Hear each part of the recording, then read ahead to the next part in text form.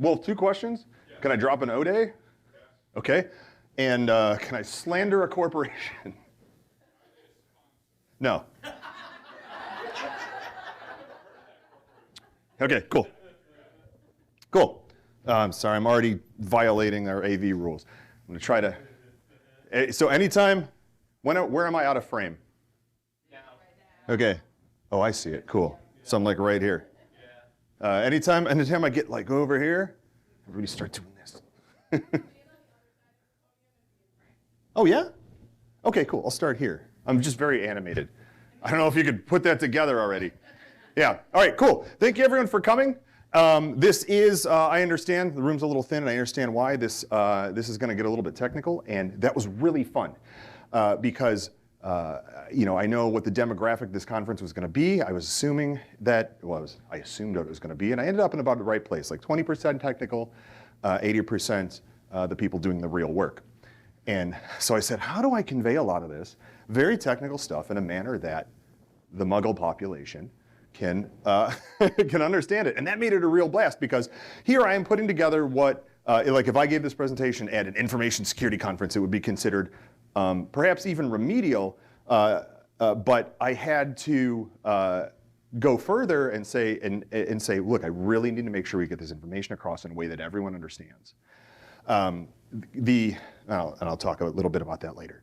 But right now, yep, you're in here for Saving Ryan's Privates. We're talking about addressing the complex security problems around your leaky nudes, the worst kinds of nudes. Yeah, leaky nudes. Like, it's just, even just saying that is not a bad, no, it's just, whoa, right?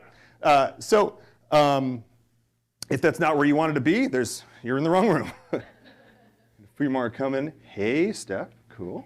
Hi, good, you're here. Everyone say hi to our friends. Yeah.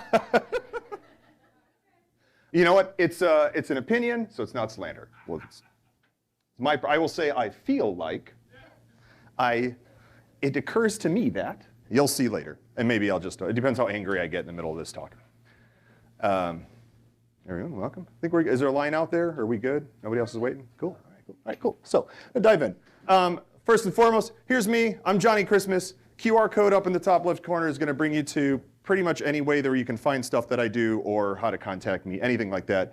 And on this note, absolutely please take pictures throughout the entirety of this talk. I fully consent to being photographed and having those photographs posted on the internet. Please, if you do, appreciate a tag. Please feel free to quote me in those. If I say something particularly interesting to you or poignant, quote me, tag me, put it on the internet. Absolutely 100%. Go for it. I know most of you don't give a shit about what I do for work or where I come from. Nobody really does, because you're here to see the stuff about the leaky nudes, right? I do like to point out, I'm a music major. I work in information security. I've worked in information security for about 12 years. And I absolutely cite the fact that I went to music school as the reason for why I am so damn good at particularly crime simulation, what we call offensive security, which is testing of defenses. There's no better test of your defenses than launching at them what they are meant to defend against, right? And luckily in the cyber warfare realm, destructive offense is a rare occurrence. Whereas, in actual warfare, if you want to test your walls against missiles, you got to launch some missiles at them, and then you might not have walls. Being able to think outside the box, think creatively, but also understand frameworks, understand theory and how something is supposed to work, i.e. music, and then taking that and going, how can I make this do something it wasn't meant to? How can I make this do something that was unintended by the original designer? I mean, that's what music is, right? Music, especially Western music, it's 12 tones, 24 semitones, etc. Yet we have not stopped making new music. So there's that. So that's what I do. I do have urban exploration. My Instagram is up there. My Instagram is entirely photography of the effects of capitalism on American civilization. It's just the decline of decrepit buildings that have long been abandoned. It's neat stuff. I am the director of training at a company called Grim. You can find us at grim with 2 M's, .rip. That's our URL, grim.rip. I am director of training, thus an educator. I put together training programs specifically for very niche realms inside the technical space. I'm not going to get into that because that's not That's not for you guys. You're not the target for that. I'm not going to give you a sales pitch. I am and have been a community leader for a very long time. I am one of the core staff members of Chicago's PervSec community, which is the nation's largest and most well-attended information security meetup group. And a little clap there. All right, cool. Yeah. PervSec does a lot of outreach and helps and tries to help other organizations also do their own local meetups. We're trying to build more community out of this industry, get everyone working together, stop the competition, because there is no competition in our industry. We're all here for the same reason, and it's to protect the users. It's to save the end users and make sure that they don't suffer because of some of our shortcomings. And so we do this as an information sharing network, but also as getting more people in here to help us, being very open to those who are new, those who don't know as much, or just what we do. We try to bring them in and say, hey, yeah, I understand you're new. Please come here. Let us teach you. Let us all, I try to be, like I say, the rising tide that raises all ships. And so that made it really fun for me to, made it really fun for me to put this together because I'm effectively having to convey this information to some folks who are new to information security, or at least are new to the level of information security I'm about to dump on you poor kids. First and foremost, last and not least, I am a hacker. What is a hacker? I assume you've had the definition lobbed at you a couple times today if you've been going to the talks. I'm not sure, I'm just assuming. I will give you my definition. A hacker is someone who loves to deeply understand a system, and that system is not necessarily a computer. That system is just a system. It is a system. It can be music. It can be capitalism. It can be criminal syndicates. Hacker is someone who deeply has an intense desire to understand a system, gain further knowledge about that system that may be available, and disseminate that knowledge. And then leverage that knowledge to create something different. Not necessarily better, something different. Many of us are makers. I can just put this out. You guys want to know what I'm into? I'm just going to leave this on the podium. You guys, got picked on a couple times for having this the longest badge at this conference. I will absolutely, this seems like, oh, he just grabbed every freaking banner that was in red, right? No, I will talk to you for hours about every last banner on here. I promise you. This is me. This is what I do. Oh no, my screensaver started. That's no good. Yeah, I gotta work it. Yeah, okay, cool. Wow. Robert, how funny is that? Me and Robert were playing with that screensaver earlier. It started because I was like, I noticed my screensaver wasn't turning on today. I was like, what the hell? And now it turns on when you're using it. It just means I gotta talk faster. Because it won't turn on if you keep the slides moving. So I am a hacker. That's what I've been doing with the entirety of my life. I have talks where I start at age 6 when I hacked my first thing. Well, really, when I stuck my finger in that light socket, or in the electrical socket. Won't get into that. And it goes on from there. Literally, this has been me the entirety of my life. Recently being, 2011, 2012, we found that we were able to do this work for money, which for a lot of us meant we could stop doing it illegally for money, which was great, and we could start doing it to help people. And so that's how I got into here, but I'm not going to dump on you guys about all that crap, because you're here for this. So what did you just get yourself into? We're going to talk, first off, on why the things you already know are critical. The first maybe quarter to a third of this presentation is going to be things that you have been beaten over the head with 1,000 times at every job that you have had since 2011. And I'm going to talk about those things. I'm going to beat you over the head with them again because nobody is teaching these things properly. When you tell a 3-year-old, hey, don't do that. What's that 3-year-old do? They stop doing it, and then as soon as you're not looking, they're going to go do it. And then as they get to be 4, 5, 6, 7, they figure out how to do it and then hide their tracks so you don't know they're doing it because you just told them, hey, don't do that. And they're like, this guy's an asshole. He's just being a dick. He doesn't want me to have fun. And then you figure, you grow out of that and you start to understand, well, some things, no. If you tell an adult, hey, don't do that, you get the same response. And all we're doing with the security awareness training is telling people, don't do that. Don't use your short passwords. Don't use simple passwords. Knock it off. We're going to get hacked because of you. And you go, all right, man.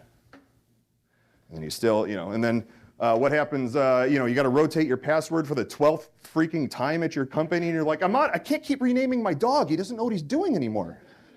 And so you're just like, you start making the easy passwords because you don't know why you're being told not to do that. If you tell the 3-year-old, if you tell the 6-year-old, don't do that because here's what happens. Look what happens. You don't want that, so do this. And then they go, oh, okay. Same with adults. If you go, don't do that, because here's what happens and how, you're going to go, oh, hopefully if I present it well, you go, oh, shit, cool, got it, thanks.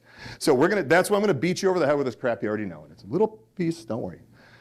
Then we're going to talk about the more advanced stuff. The stuff like it says in the talk synopsis, like, I already do all the things I'm told to do, and yet my nudes are still on 4chan. What the hell was that? Going to get deep into that one. And then finally, we're going to do a little bit on what you can do. I got real frustrated with Wolf initially because he specifically told me, if you guys don't know Wolf, he's back there, back corner. Show your hand, Wolf. Has nothing to do with this conference. Yeah, I've been frustrated with him a long time, but lately, he said, you can't preach abstinence. You can't tell them just don't do it. You said something like that. It was, you can't tell them. Yeah, all right, you can't preach abstinence. It's like, fuck. And it was cool because it made me think. It made me sit down and go, can we do? And it was great. It made this real fun, Wolf, and I appreciate it. Is there any water in here, by the way? No? Okay. Hey, we'll deal with it. No worries. I didn't mean to. Okay. All right, thank you. So then, questions. This is actually where I tell you how to ask questions, not poking you for questions. Oh, thanks, Eva. So there's two kinds of questions that are going to, two types of questions that'll come up in this organization. I'm going to give that one to Eva in a minute. I took hers. There's two types of questions. One, it's a question about what I'm immediately talking about right now, and you say, hey, that doesn't quite make sense to me. Can you clarify this or that? If you got that kind of question, throw a hand up right away. I want to answer those questions in line with what we're talking about so I know the context and you get the context and we can make sure everyone's on the same page as I go deeper. The other kind of question is unrelated. You're like, I have some other scenario you didn't mention. What about this thing I heard about, that thing I heard about? Hold those till the end. Or come visit us at the Ask a Hacker table in the Hacker Village if you haven't seen it already. I know everybody's in these talks trying to get their CPEs in. Totally understand it. If you find yourself needing a stretch and a walk, head down to the Hacker Village. Some of the coolest people I've ever met in my life are in there, and I don't exaggerate. And Robert. In fact, the man who first welcomed me into this community 22 years ago, RenderMan, has a booth in there, and it's always cool to see him because he was the first, I went to a hacker conference in 2000, and I found it in the back of a magazine, 2600 magazine, and I was like, there's no way they let a bunch of hackers get together in a conference. The FBI's gonna be there, they're gonna arrest everybody, it's fucking nuts. There's no way. My friend convinced me, we should go, let's go on a road trip, we'll go to New York, we'll see Manhattan, we'll go to this conference. And I saw this guy stand up in a big trench coat, a big hat, illuminated head to toe in crazy electronic wiring, blinking, flashing, and then he asked a question that was one of the most intelligent, well thought out questions that really got to the point of something that I'd ever heard, and I was like, this place is fucking cool. And I went up to him afterwards and I was like, what's your deal, man? He's like, oh, hi, I'm RenderMan. And we talked for a long time, and now we are friends, and we see each other speaking at cons, and every time I see RenderMan, you'll see him back there because he's got the big hat on still, and I turn and see him, I think back and I go, man, look how far I've come. And look how far you guys have all helped me get there, and it's really cool. So please stop back there, see us. There are way more hackers than me, Robert, Courtney, back there who will answer plenty of your questions, and we will talk your ears off until you just run away screaming. But again, if you have questions related to the slide I'm on, absolutely throw a hand up, and I want to answer that right away. So now statistics, right? We're going to talk about the background of the issue. We're going to give you guys some statistics and go, here's why it's a problem. You know, you may not have realized that non-consensually posting nude photographs of somebody on the internet's an issue, but guess what? It kind of is, right? It's kind of weird, right? All I was going to do was just Google up some stats on that. So you guys could just go fucking Google up some stats on that. We can all do what I do. Guess what? You're a hacker too now. Yeah, we all know this is a huge problem. You don't need the stats. Does anybody here like think that like non-consensually like posting nude pictures on the internet is A, okay, like it's not fine, right? But B, like we all know it's a massive problem, right? This is huge. This is like one of the core cruxes of the whole fucking internet that this is able to happen. So I don't need to give you guys stats. That's a big waste of time. I don't have to convince anyone of that. Okay, so now we're gonna do quiz review. We're gonna review last week's quiz. I know some of you didn't do too well. Even though, like I said, we've been beating you over the heads with this information for freaking years. First off, what do we know to do? We know to use unique passwords. What is unique passwords in this case? It means unique to each login, unique to each system that you are logging into, each website, each application should have its own password. So even though you are forced to use the same email address or login ID for many applications or websites, at the very least, use a unique password. Why? We all know that, right? Not teaching you something new. Why? One, billions, fucking billions, of credentials are leaked and shared across all of the internet. They're very, very easy to get your hands on. The issue is that, now, like it says here, when that happens, you're rarely directly informed as an individual user that your credentials were compromised and leaked and somebody has them now. You might get an email that says like, hey, we're just letting you know maybe it's time to change your password. Maybe it's a good idea. You might read in the news, oh, my bank got hacked and a bunch of creds got leaked. And then you'll get a little letter in the mail from the bank that says like, hey, some things got leaked. And they say things like, oh, we don't have any evidence that user credentials were accessed. However, we do recommend that just in case, you go ahead and change yours anyway. One of the top 3 phrases we love to just lob over the fence in information security is absence of evidence is not evidence of absence. Most companies suffer deeply from an inability to log activity within their environments. And thus, when they say, oh, we found these hackers in here, but we don't really see any evidence that they actually were able to access anything. Well, were you able to ever see that in the first place? They never mentioned that one. And so their statement is true. And depending on the industry, they're only required to publicly disclose, which means they can put out a press release. They're not necessarily required to inform you as the user that it happened. They just put out a press release. It's like when you have to put like what do you call it? An obituary in the newspaper, like it's a legal thing, and you just lob it in the newspaper so there's public record of that. Who reads the obituaries, right? Nobody. Yeah, I honestly, yeah, I know. I do too. I have a place way up in rural Wisconsin which has a very low population, and I love reading the obituaries there because, for whatever reason, it's a huge population of like old World War II pilots. And so their obituaries are like, oh, he flew in all these battles and bombed the shit out of all these places. Like, did this and that. I'm like, this guy was a badass. You read in Chicago and it's like, oh, he worked at the hot dog stand for 6 years and then he had a heart attack. Okay. Yeah. You need a unique password on every website because what they're doing is they're taking the leaked credentials. And so, yeah, let's use, I don't know, fucking Facebook. Your Facebook password gets leaked and Facebook tells you, hey, password got leaked. You should change it right now. We've already blocked it. We said you can't log into your account until you change your password. Everything's fine, just change it. Cool. Problem is that credential combo, that email address / username / password, gets thrown in this huge leak and put out there. And then what attackers do, some of whom are attackers, some of whom are just what we call skids or script kiddies. Overall, we just generally refer to them as the assholes. They take those credentials and they try those credentials against anything else that's super popular. So they'll try them against your Gmail, they'll try them against your Twitter, they'll try them against your Tumblr, your Twitch, what do the kids do these days? Your Fortnite, your MySpace, your fork knife and your Minecraft. And so if you're using the same password that on a bunch of systems, if it gets leaked in one place, they're going to try it somewhere else. And when I say, and we call it spraying, because they're just literally like a machine gun, just spraying it across the internet to see where it sticks. And when I say attackers are doing it, they're not looking at this list and then typing this in. No, that didn't work. Type this in. Nope. No, they just have a computer do this. And it could take, a couple weeks to try a whole ton of stuff. But it's real easy because they just take these leaked credentials and they just dump them in that script and they go get a sandwich. They go back to work at, some financial corporation that I'm sure people like that work at.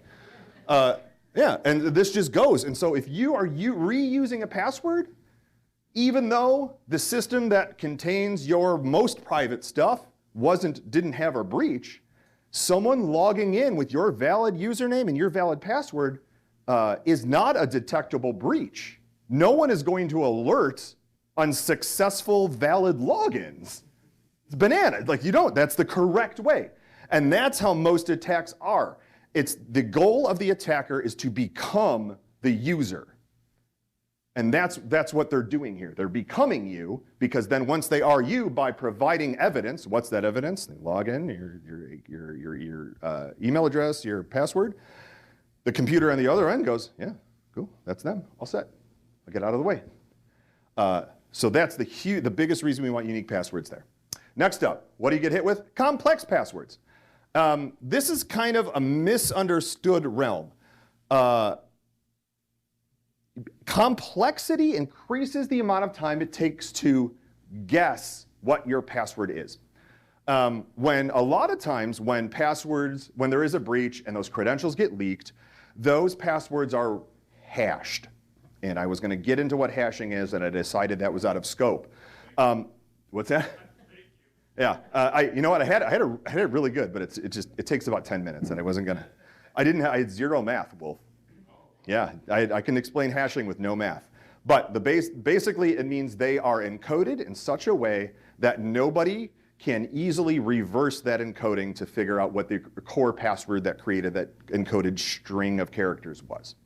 But what they can do is put in a string of characters, encode it with the same algorithm, and see if the resulting string is the same as the hashed string that is in the leaked credentials. And if it's the same, they know that they have guessed your password. And again, nobody is sitting there typing this in by hand and hoping it works. They are running extremely powerful, extremely efficient computing systems to do this. So when 1.5 billion user credentials from Facebook gets leaked, all hashed, Facebook goes, don't worry, they were hashed, they can't actually see your password. It's fine, go back to what you were doing. The reality is, fuck tons of us on the other end have all those hashes, and we're plugging them into our extremely powerful, extremely inexpensive systems, meaning extremely accessible systems, and we're guessing those passwords. We're running phrases in. First thing we do is we take all of the plain text passwords that have been leaked, we get all those hashed, and we see, hey, do I know this hash already? Have I seen this string before? No? Okay. Now I'm going to start guessing. I'm going to start doing permutations. The permutations we do are the shit everyone does because they think they're cute. When they say, oh, you change all your I's to a 1, you change all your O's to a 0, right? Say, oh, you need to have a number and a special character in your password. Hey, what's the special character all of you have at the end of all of your passwords? Exclamation point. What the fuck do you think the first thing I try is? I put an exclamation point at the end of the password. Yeah. Oh, and you have a password you've been using for 10 years because what? It's your dog's name. And you go, oh, now it needs a number. Shit. What number do you put at the end of your dog's name? 1. And then you need a special character. Exclamation point. So all I do is I take the list of like tons of words I already have, throw a 1 at the end, throw an exclamation point. You know what else I do? So, if you work a large enterprise, they probably tell you, hey, every 90 days you got to rotate your password. Every 3 months you go into work and you go, God damn it. I'm out of passwords. What do I do? My password is my dog's name. What changes every 90 days in North America? The seasons. And so you go, I don't know, here's my password. What is it? Summer. Oh, I need number. Summer 2024. Special character. Exclamation point. Whose password is that? Show of hands. All right, cool. That's what password guessing is, but we do that extremely fast. And then when we run out of like real words and crap and permutations, we say, well, take all the O's and make them zeros and all that. Then we start just guessing. We go, all right, 12 zeros. Is that the password? No. 11 zeros and a 1. Is that the password? No. Okay, and it does this fast, but not fast enough to where that's not going to take a long ass time, depending on the mathematical algorithm used to create the original hash. So the more complex that password, if it's a big jumble of random characters, it could take quite literally longer than we anticipate the universe to exist for computer technology to be able to guess your password from the leaked hash. That's fine, right? How long are you going to be alive? You're looking at this room, 18 years at best. Drink your water, kids. Again, doesn't help if you reuse passwords, because there's a great chance that in the past, over a long enough period, that password that got leaked 5 years ago has now been cracked and they just match the hash up. If the plain text of that complex password had been leaked through some really bad company's security, it's going to get tried before we start randomly guessing passwords, and that's going to find it real fast. Using a complex password, people go, it's so hard. How am I supposed to remember 27 random characters, capital letters, special? How do you all know how to do that, right? It's a password manager. Little tiny show of hands, who's not using a password manager? It's cool. It's cool. It's not cool. Yeah. Great. Hell yes. What did you do about it? You're gonna. What are you waiting for? Yeah. We'll help you do it. We'll absolutely help you do it. 100%. Yes, question. No. In fact, specifically the Apple password managers, as of the last version of the operating system, so previous to the current one, which I think is Sonoma, so as of Ventura, the built-in one on the desktops is really good, and then they spider that out to the mobile stuff. So Apple's built-in password managers, phenomenal. And I'll talk a little bit about Apple later too. If you guys do not use the Chrome one. Use the built-in. So if you're using the Chrome browser, I can steal that real fast. Use the built-in operating system password manager. I recommend people use a third-party password manager. I specifically recommend 1Password. Their security team is absolutely freaking devastatingly good. It's like $3 a month or something. If you use 1Password at work, I'm almost positive the default enterprise licensing for 1Password also gives you a free personal license to use at home. And then if you quit that job, you just start paying them $3 a month, and you can keep it. You don't have to like restart all your passwords or anything. Onboarding with a password manager is relatively easy. It can be a little cumbersome at first. It's like, oh, you got to go to a website and punch your passwords in. Use that as a great opportunity to rotate all of the passwords on the websites that you're adding into your password manager. Change that password, create a new one.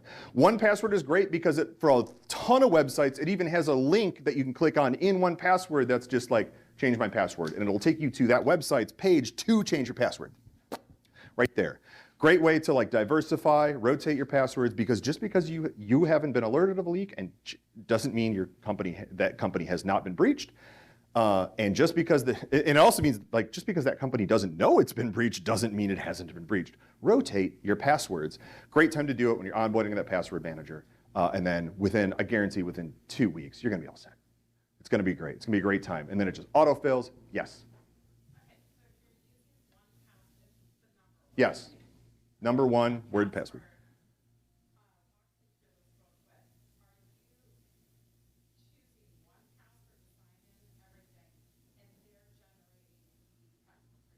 Correct. Right, you have to remember a master password, and that is the phrase that is used, again, to not get into the math, to encrypt everything that 1Password contains, so that nobody, even if they get into your computer and steal your 1Password data, they can't do anything with it unless they know that master passphrase. That means 2 things. 1, you want that to be exceptionally complex. 2, you don't want it written down anywhere. Maybe you want to make a hard copy and put it in your safe or your safety deposit box, so if you pass away, your family can find it. But how do you do that? How do you make something both very complex and yet easy to remember? Song lyrics. Phenomenal. Oh, really? Cool. Yeah. Yeah. Ha! Yeah. Dumb Dog Song. Yeah. Right. Spaces are a special character. If you want to wreck one of these dudes' days, throw a space in your password. They never remember to include a space when they're cracking. I see it all the time. Spaces are the most devastatingly effective special character. It's totally allowed. Go do it. Yeah, or just in the wider version of that is a sentence. A sentence with proper punctuation, great. You're going to have to throw, a number in there because most things require that, but we already know what number to use, right? Use the, you want to really throw them off, use the number 9, the last one in the list, because nobody shuffles them. They try all the 1s, they try all the 2s, make it a 9. Okay, multi-factor authentication. Anyone not know what this is? It's fine, I just want to, 1, cool. Multi-factor authentication, that's when you go to log in, and you give your password, and then it's like, we're going to send you a code now. And you're like, okay, now I got to go get that code. You know what that is, right? That's this. That's what we're talking about here. Cool. Everyone else, cool with this? Good. Why do we say to do this? Because, 1, we all know it's like having 2 passwords. We know it's like that because we have to go type in 2 freaking things, and it's really annoying, and we hate it. One of those, that password changes every few seconds. That code you get, generally it's valid anywhere from 60 to 90 seconds. And that's not valid anymore, generally. Some places don't expire those. I'm not going to get into that. But it's still, you have to have access to the device that code was sent to, or the account, usually it'll send to an email account or a device. So it's just another factor. It's not just, I got to get that code. It's I have to get that device that the code is sent to. That's devastating for an attacker. And even if you shoulder surf it, meaning if you're looking over someone's shoulder and you see them type it in, you only got less than 90 seconds to also log in as them and type that code in before they do. Because if they type that code in first, it's then invalidated and it's useless to you. That's how good that is. When I am on an offensive criminal simulation engagement where I am testing a company's cyber defenses, if I am against a login that has multi-factor authentication enabled in it, I don't even fucking try. It's not worth it. That's how good this is. That's how practically impossible it is to bypass this. That's how good this is. Why? It's great. Your password can just be the number 1. And if you don't have this code that's only good for 90 seconds, worthless. Having the number 1 as a password, if I'm as the attacker know this password, I still can't log in because I need that code. So this even makes up for somebody was able to eventually guess my password from the hashes that got leaked. Doesn't matter. You're still protected. This is something active you can do on your end to protect yourself from companies that do shitty security. Yeah, it requires them to have, so I say they have to have the device or service that has your seed token. The seed token is what is used to generate that code. So it's either on your phone or it's in your Gmail or it's in what are some apps? Authy, Google Authenticator, that is the seed. So they have to get their hands on that, and so a lot of those require you to log into those before you can even see the code. Yeah, another question in the back?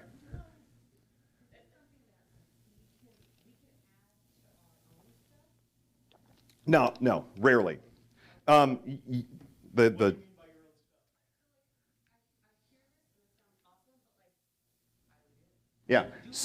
so by your own stuff, do you mean something you yourself have developed? Software you created? Okay, no. Yeah, right. So if you, okay, yeah. So the end, and the answer was for software you yourself developed, 100% you can, and that's why it's infuriating that they don't do it. But you should absolutely look for every login service, anything you log into. Hey, do they have multi-factor? Sometimes I'll call it 2.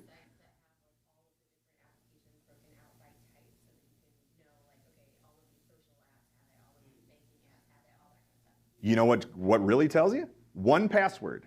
If you have a credential stored in 1 password for a website, it will give you a big red box that says, hey, heads up. This site is MFA enabled. You should do that. So even another reason to use 1 password. It will tell you. But regardless of that, yes, absolutely go look for it. It's getting more and more and more common. Go freaking do it. On that note, 1 password will allow itself to also be that code generator. It'll say, hey, scan the QR code, and then it'll give you the, it'll hold the seed token and it'll generate that. Don't do that because you're defeating it, because then that means if they're able to guess your master password to your 1 password and get in, now they have both all your passwords and all your seed tokens so they can generate all those codes. Use something separate from your password manager to do the code registration. Use Google Authenticator, use Authy, whatever the hell you want. What's the other big one? Duo. Use Duo. Just don't use your password manager. It's one thing about 1Password I hate that they do, and I directly ask them to please fucking get rid of it. But they're trying to be friendly, and I'm like, that's the problem.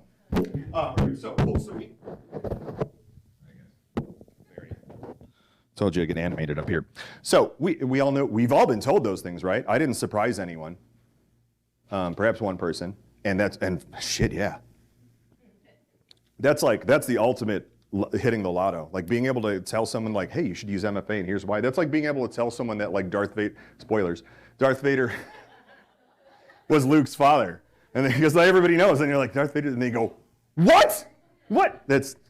I love that. So we do all that. Well, how the fuck are leaks still happening? I do all this. Why is my shit on 4chan? One, your partner sucks. This is, right, funny, not funny. I would be remiss if I did not mention, hey, the fact that I can go read the Chicago Tribune, sorry, I'm from Chicago. I can go read the news and see the phrase revenge porn used. That I have to, yes, somebody who has properly and intentionally gained access to these things, perhaps you consented to give them access to that. They decided to just register themselves within the bottom fucking 0.5% of human beings and do this shit and put your nudes on the internet, right? Okay, I have to talk about it. Two, their cybersecurity posture sucks. You have full-ish control over the security of all of your devices, your accounts, what you put inside of them, et cetera, et cetera, et cetera. But you do not have control over the device that is used to view and read, et cetera, those. This seems, when I say it out loud, it seems so obvious, right? This is the biggest blind spot nobody considers because we are so focused on what can I do? What can I do to make sure that I am secure and that only the people that this has to go to are going to get this and everything's great and I am just so up on this and I'm the most secure person on the planet. Let's go fucking get it. We absolutely neglect that the person on the other end is a complete turd and doesn't care. Has somehow worked a job in the past 10 years that has not beat him over the head with security awareness training. Or because was just screamed no at instead of having it be explained to them why the past 5 slides they did were important, they just don't bother. Consider this. Where's it going? Is that secure? How do you know? Bet you don't. 2, if you're doing it through just texting, a little sexting, a little fun, a little playful, like, oh, hey, I'm at work, here's a little, I can't wait to see you later. Like, fuck yeah, man. I mean, you want to like keep your relationship healthy and strong for the rest of your life. Like, fuck yeah, there's no end to data that this is, a little playfulness and flirtation is the way to go. Yeah. And I'm just really driving this home because I'm like, Wolf's like, you are not allowed to preach abstinence. So, because the reality is, like, even in InfoSec, this is the core tenet of InfoSec is that you can't just go around and just fucking say no. Because like, oh, how can I secure my corporation? Well, I'm going to go over to the internet plug. I'm just going to yank it out. All set. We're done. Any other questions or can I go home? Yeah. And it's valid. It's like, no. You can't just tell people no because the business has to still operate. And so if this is your business, how do we operate safely in this realm? Let's talk about it. So you say, all right, I'm using some, I'm just doing it over text. So like nobody's reading our text except the NSA. And maybe you're like, NSA's got bigger fish to fry.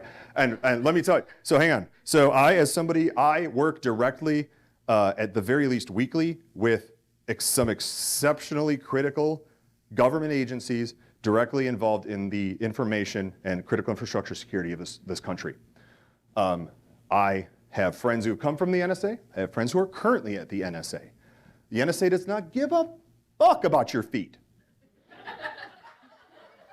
The NSA is fucking sick that they have to wade through all of your feet to get to the terrorists. NSA is not out there leaking your feet. You know how I know that's for sure? Because everyone likes ice cream, maybe? Lactose aside? If you had vanilla ice cream every day for 3 years, you probably never want vanilla ice cream the rest of your life, right? Everyone has a food they can think of. It's like, man, I used to love this, and I just ate it all the time, and I just fucking care about it anymore. So the NSA is with feet. They're just fucking sick. They're sick of looking at your feet. You're using this non-encrypting messaging system. You're sending it over text. You're using the green bubbles. You're using just, if you're on Android, it's just a regular old text message platform. If you're on Apple iOS, if you got green bubbles with your partner, that is not encrypted. That is going over the public's infrastructure. That's going through the cellular network. There have been breaches in the past. I'm going to talk a little bit later about how that gets really dangerous, because I can get into like, oh, there's this like really devastating, insane hack that took a long time. But so we're going to do that. So, and then you're not using end-to-end encryption. End-to-end encryption means the only two devices that can read the encrypted and unencrypted messages are devices on either end. So even if it's going through some central server, be it Facebook or Telegram or something, though anybody on that server can't decrypt it, can't read it, even though it's passing through there. And you're not using message expiration. We'll talk about that later. If you've used Telegram, WhatsApp, Signal, they push Signal a lot. You can set how long before that message disappears, before it's no longer able to be read and it's deleted and you can't decrypt it or nothing. It's gone. Look for apps that have that. I got to push through this because we're way behind now. Yeah, I got it. Thanks. This is something that anyone a terrorist here? Show of hands, terrorists. This is how terrorist groups constantly get busted by the NSA. They think that because they are using an application that is able to do encrypted messaging, and because they turn that encryption on, they're all fucking set. It is impossible for any group chat in any message system to do that end-to-end encryption. That is not how it works. I don't have time to get into how it works. This is what's important. It's not encrypted. If you're in a group chat, meaning more than 2 devices are reading those messages, not encrypted. Sorry, it's the wrong slide. That's the right response. 2, you're using somebody else's computer. No, I'm not. What the fuck are you talking about? Oh, you didn't know you're using somebody else's computer. How don't you know you're using somebody else's computer? I don't know, you do it all the time. You have to in a lot of scenarios. You don't have a choice in a lot of scenarios. The fuck am I talking about? This guy's nuts. Talking about, let's talk, here, Snapchat. Everybody knows what Snapchat is, right? Snapchat, take a picture, your feet. Don't laugh, it's the #1 category. Take a picture of your feet, and it encrypts it. It doesn't encrypt it. Takes a picture of your feet, and it sends it over an encrypted channel, which is different, meaning anybody who's inside that channel can still read it and view it. Sends it, where does it go? Other person's phone, sits there, person opens it, they see your feet, and then it disappears, right? Sounds like a pretty cool idea. Like, oh shit, somebody figured it out. This is so obvious. Great, I love this, it's awesome. It's not what happens. What happens is this. It goes up to Snapchat HQ, where they have a data center, and then it gets stored in a server, and then a copy of that gets sent to the other person's device. Why is Snapchat storing your photographs? The law. Yeah, law enforcement, for one. Yeah. Should they be doing that? Somebody is transmitting photographs of child pornography? Should we address that and have the law enforcement bust those people? Everyone think that's bad? Yeah. But what's that mean? It means some fucking creepy dude is up there too. Just fucking, perhaps, thumbing through your shit. And that's not just speculation. Snapchat's had 2 occasions on which they've been publicly busted for having people do that. And I'm not going to read all these to you. And it's not just Snapchat. Facebook constantly fucking gets hit with this. I love, let's see, what do you got? Oh, that's me. That's a magnifying glass. This one here, yeah. Lawsuit accuses Facebook of introducing a tool in 2019 to let staff access deleted messenger data. So shit you have deleted. So again, this is stuff that's not just sitting out there because you never deleted it. Shit that has been deleted. Anything that you have posted to any social media site, and really most any other site where specifically, or especially photographs and messages get posted, that shit's still there because law enforcement. And there's tools, and so while you go, it's encrypted, and we make sure that only certain users are able to access. What they really do is they just say, oh, you have to use this tool to access it, and so, man, please only do it unless you have to. Like, don't just go thumbing through that. But there's no controls around that. There's no audits. Nobody is checking. You know, it's real easy. You go, all right, every time somebody launches this tool, generate a ticket, follow up, go, hey, why'd you launch that tool? What'd you use it for? And they go, oh, it's because this law enforcement request come in. This is what I did, and everyone goes, cool, thank you. What's really happening is everyone's just using this tool to thumb through your fucking pictures. All over. And I'm talking Snapchat. I'm talking Facebook. This isn't like some backwoods, like Chinese whatever. This is the big ones. Your backups. Your cloud backups, where you back all your shit up to. Is that encrypted? Whose computer is that on? Is that on your computer? Do you fucking own Google Drive? Can we be friends? No, just kidding. I don't want to be your fucking friend. You work at Google.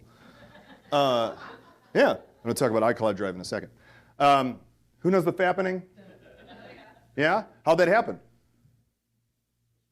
Social engineering. Yeah. What did they do? Did they hack into iCloud and steal stuff? No.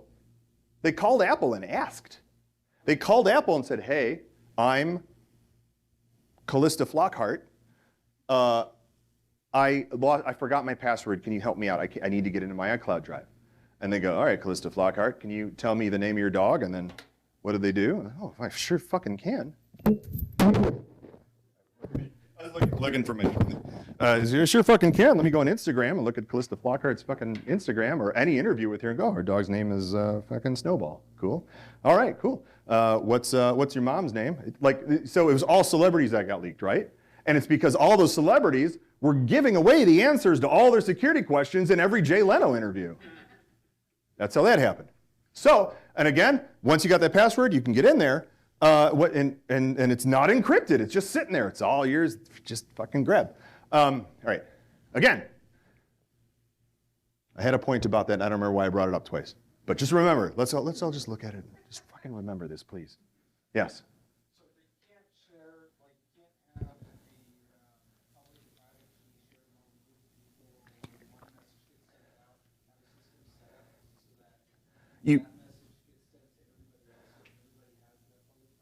You can. What's that mean? Everyone has that, and anyone else can grab that. Anyone else, it means it means that people who are not, who have access to anywhere in that communication channel where that key is transmitted can also grab that key. And I didn't want to get into how private key exchange and this works. There's a great technical reason for why that doesn't work. And if you look up PKI and Diffie-Hellman exchange, those are two Google terms for you, it'll explain why that's either doesn't work or the solution for that is extremely complex and isn't really feasible for like mobile devices and things. Yeah. Also, if things just like setting permissions way too high. This often happens. This is Google Drive. This often happens because shit's not working. You're like, I don't know, let me just set it. Anyone who has the link can view this, but like I'm only giving the link to one person. So it's fine. What do I care? Here you go. And then A, you forget to change that back, or B, you think it's fine, and then that person shares that link with a bunch of other people. The AWS S3 buckets, S3 is a data storage system within Amazon that fuck tons of applications use. Everyone's using this, and it's just where you put the data for your website. And anything that gets uploaded or stored or has to get served, a lot of times it's in these buckets.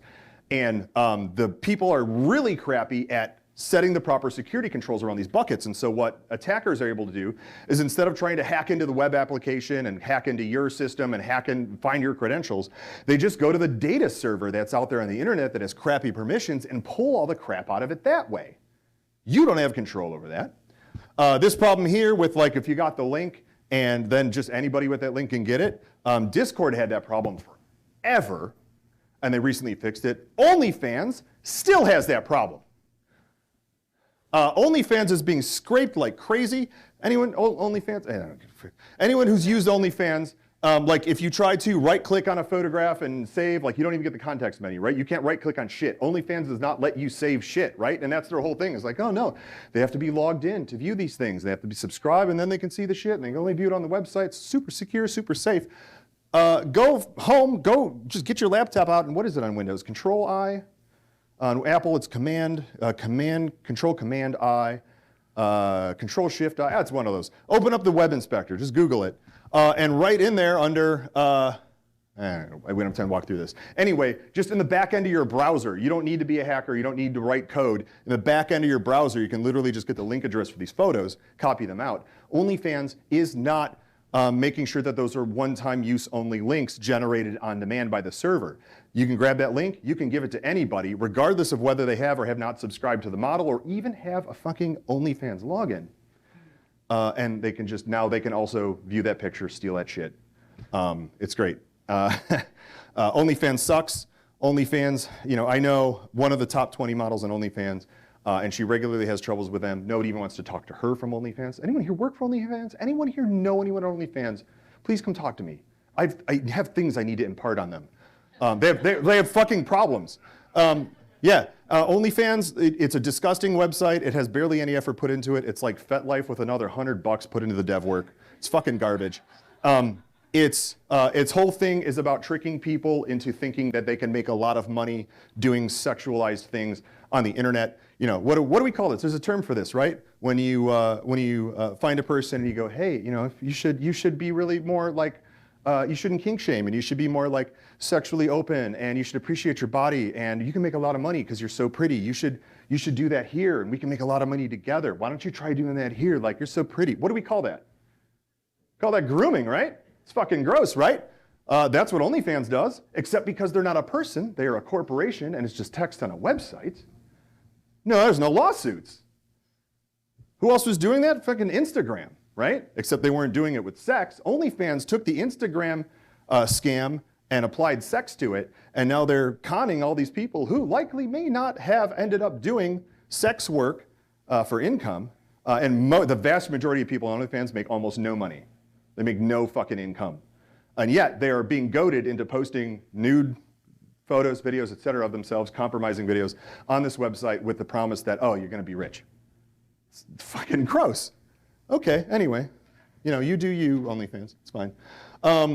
So also, there is actual hacking going on there. Most internet websites, they're actually applications, okay? They use what's called an API. It's an application programming interface on the back end to talk to all the various servers on the back end to get shit in and out, and many of them are way too trusting. Here's a great diagram of how that works. So you're logging into OnlyFans and you're just pointing and clicking. You're saying, I want to look at this picture, and then OnlyFans website goes, here's that picture for you. What's really happening on the back end, it's going, I got to charge you for that picture. Did you pay for that picture already? Maybe yes, maybe no. And also here's this server that says, cool, that server says you paid for it. Here's that picture for you. Here's a bunch of code to load that picture on the page. All this comes from different servers, and on your end, you just see it as one little easy to use, albeit shittily designed interface. What you can do a lot of the times is say, fuck this, and you could just go to that server. Go, hey, give me all those photos you got in there. And sometimes it goes, oh yeah, cool, here you go. Yeah. Or you go to this server and go, hey, just a heads up, I already paid for all this. And that server goes, got it, noted, cool. And then you go back in here and you start asking for shit and things. So that's how that hack works. Session token theft. This is a great one. This was huge. This hit a ton of YouTubers recently. Session tokens are what's used to reduce compute resources and make sure you don't have to authenticate every time you want to click on anything on any kind of website where you have to log in. The way it works is you, at first, provide it with something that proves undeniably that it's you. I like to equate this to like when you're going to a corporation and you have to give them your ID, your driver's license, and then they give you a badge that you can walk around with, and that badge is objectively less secure and identifiable than your driver's license. But if everyone inside sees that badge, they go, all right, he's cool. So this is like your username and your password, right? That's your ID. It's all in your MFA code. You send that in. And then you click the keep me signed in box, and this is the crux. And then it gives you back your work badge, or we call that a cookie or a token or session token. And then every time you want to do anything, you just provide that session token. And when it sees that session token, it knows on its end, anytime you see a token, that's this person, they're logged in, it's cool, do whatever they want. Do whatever they're allowed to do, it's cool, fucking go at it. If you check this keep me signed in box, that means that this session token lasts forever. Meaning, if someone's able to steal that session token, they're you. They have your work badge. They have a badge for that company that says, I'm I'm fucking Christina, whatever. And then that server goes, yeah, cool, here's all your shit. Go nuts. How do we steal that? Any number of means. That's your classic phishing scams via malicious websites, via malware, drive-bys we call them. Anything, like a lot of times you don't know it's happening. It's literally Kent Brockman getting his donut stolen while he's reading the paper. You don't know it happened. For so many hacks and attacks, you don't have an indicator as an end user that it happened because you don't want to, as an attacker, let the end user know that they were attacked because they're going to do something. They're going to log out. They're going to change their password. You want to do it surreptitiously in the back end. Now you got their session token. I'm blasting through this. Other stuff. Remote access terminals, not really a big thing anymore. Really died out around 2014. Compromised communication apps. That's complex. But apps in the App Store that are fully functional. Is the door closed? Apps, this is a huge one, mainly on Android. Apps in the App Store that you download that work and do the thing that they say that they're going to do, and perhaps they're fucking great. In the back end, they're doing all kind of malicious shit to help make that developer make more money. Especially if you didn't pay anything for that app, you need to ask, how is the person who made this making money? The answer is not good. It's not necessarily malicious. It's not good. Sometimes it's them stealing your session tokens. I sure did. Yeah, if you want to know. I'm mitigating. I've got about 3 slides of mitigating controls. I'll put them up real quick. You guys can look at them. Okay, so password manager. Make sure your password manager and your bank passwords, so you can log into your bank, are very long and you don't have them stored anywhere. They're just in your head. Sentences, song lyrics, right? Talked about all this. We knew all those things. Also, this, if you have the QR code, you can get this slide deck out of my GitHub. It's in a little folder called Talk Decks. Do that. This is the big one right here, right? Operate with a conscious understanding that digital privacy is non-existent. Does that mean abstinence? No, it means make sure that you understand that what you're putting out there probably can appear publicly somewhere. Are you okay with that? You might be. It might be, you know what? It's fine. This is what I look like. It's fine. You have to consider that because it doesn't exist. It's non-existent. There's no way to fully secure yourself in this world. The most extreme defensible attack out there is a camera. If your picture is up on a screen somewhere, and I take a picture of that camera, I've bypassed every fucking security control possible, and now I have that picture. There's nothing that can be done about that. Use comms with end-to-end, et cetera, et cetera. Apple just rolled out a really cool thing where they're doing advanced data protection, where anything now that goes in your iCloud backup is encrypted, so even people at Apple who can get access to your iCloud drive cannot read that. You have to have the hardware security key that is in your device to decrypt what's in that backup. You have to have that phone, that laptop. There's nobody anywhere in that chain can access this data. That's fucking amazing. I'm infuriated it took them so long. Spider Oak is a data backup company that everyone can use that does that too. It does zero knowledge and encrypts it locally and then transmits it. Or just do things to like obscure your face. If you're a cam model, this is getting huge right now. And you can still be cute and fun and have an identity, but who's that? I don't know. This is a big thing. So, yeah.